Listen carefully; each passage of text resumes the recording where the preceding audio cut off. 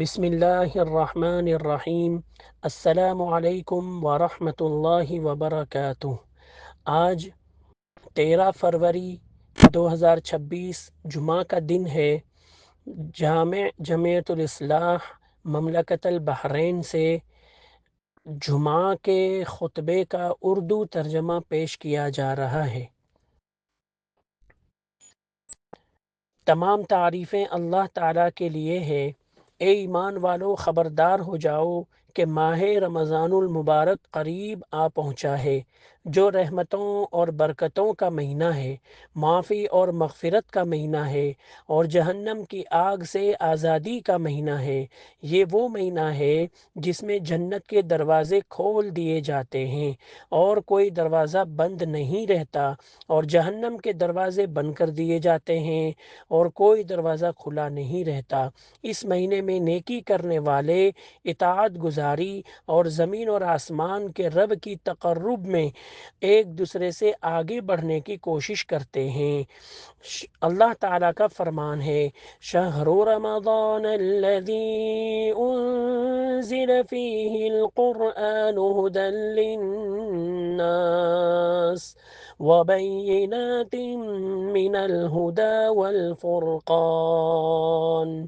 رمضان وہ مہینہ ہے جس میں قرآن نازل کیا گیا، جو لوگوں کے لیے ہدایت ہے اور جس میں ہدایت کی کھلی نشانیاں اور حق و باطل میں تمیز کر دینے والے دلائل ہیں۔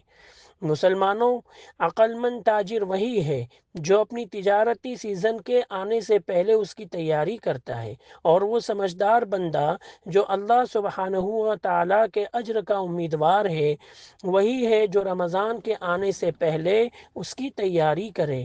رمضان خیر اور بھلائی کا ایک عظیم موسم ہے۔ کسی بندے کے لیے یہ مناسب نہیں کہ وہ اسے ضائع کر دے اور اس سے خالی ہاتھ نکلے۔ یہ دل کی اصلاح کا ایک ایمانی اور تربیتی مدرسہ ہے۔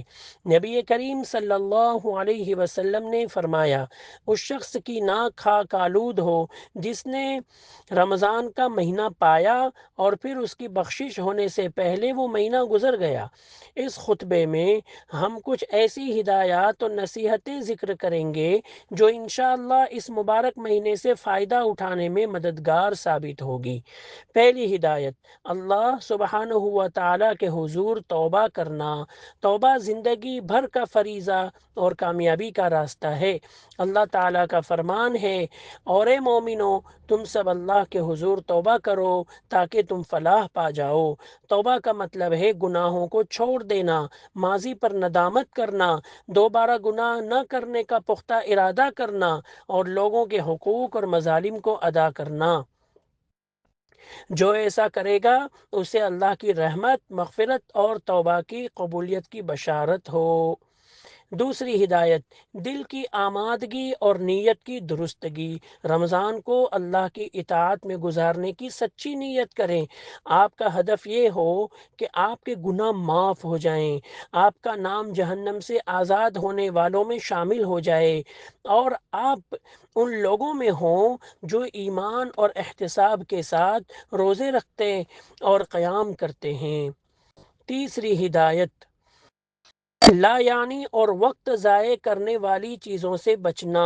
جتنا ہو سکے سوشل میڈیا، ٹی وی پروگراموں اور دیگر فضول مصروفیات سے کنارہ کشی اختیار کریں، کیونکہ یہ آپ کی عمر چراتے ہیں، آپ کا وقت برباد کرتے ہیں اور آپ کو خیر سے محروم کر دیتے ہیں۔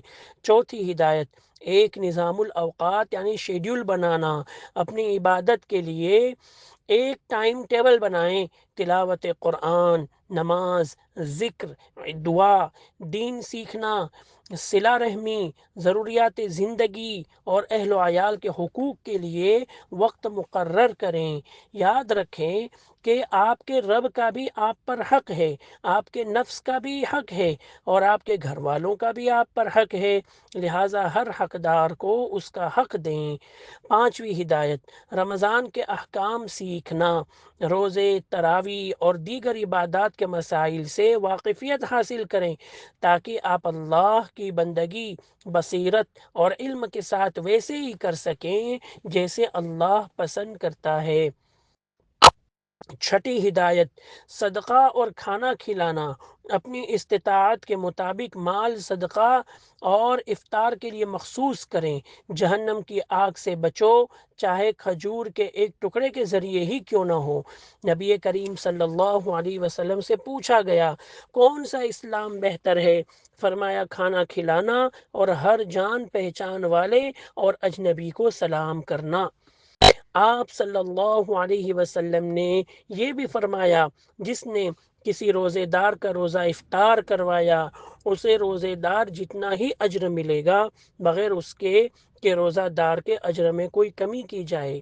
ساتویں ہدایت، خاندان اور بچوں کے لیے وقت نکالنا، اپنے گھر والوں کے ساتھ مل کر تلاوت قرآن، اصلاح تجوید، کسی مفید کتاب کا مطالعہ یا سیرت نبوی کے درس کی نشستیں منعقد کریں۔ یہ آپ کے خاندان کے لیے انواع اور اقسام کے کھانوں اور مشروبات سے کہیں زیادہ بہتر اور اہم ہے۔ اے ایمان والو، رمضان کی تیاری کا ایک عظیم ذریعہ اللہ کے حضور کثرت سے گڑ گڑا کر تو دعا کرنا اور التجا کرنا کہ اللہ ہمیں صحت اور عافیت کے ساتھ رمضان تک پہنچائیں اور ہمیں اپنی اطاعت اور رضا والے کاموں کی توفیق دے، کیونکہ ہر معاملہ اللہ ہی کے ہاتھ میں ہے اور توفیق صرف اسی کی طرف سے ہے۔ جسے وہ دے اسے کوئی روکنے والا نہیں، اور جسے وہ روک دے اسے کوئی دینے والا نہیں۔ اللہ لوگوں کے لیے رحمت کا جو دروازہ کھول دے اسے کوئی بند کرنے والا نہیں، اور جس کے لیے وہ بند کر دے اس کے بعد اسے کوئی کھولنے والا نہیں، اور وہی زبردست حکمت والا ہے۔ ہم اللہ تعالیٰ سے دعا کرتے ہیں کہ وہ ہمیں صحت اور عافیت کے ساتھ رمضان نصیب فرمائے اور ہمیں اس میں اپنی بہترین عبادت کی توفیق عطا فرمائیں۔ اللہم صلی علی سیدنا محمد وعلی آل سیدنا محمد واصحابہ وازواجہ وبارک وسلم، وآخر دعوانا ان الحمد للہ رب العالمین۔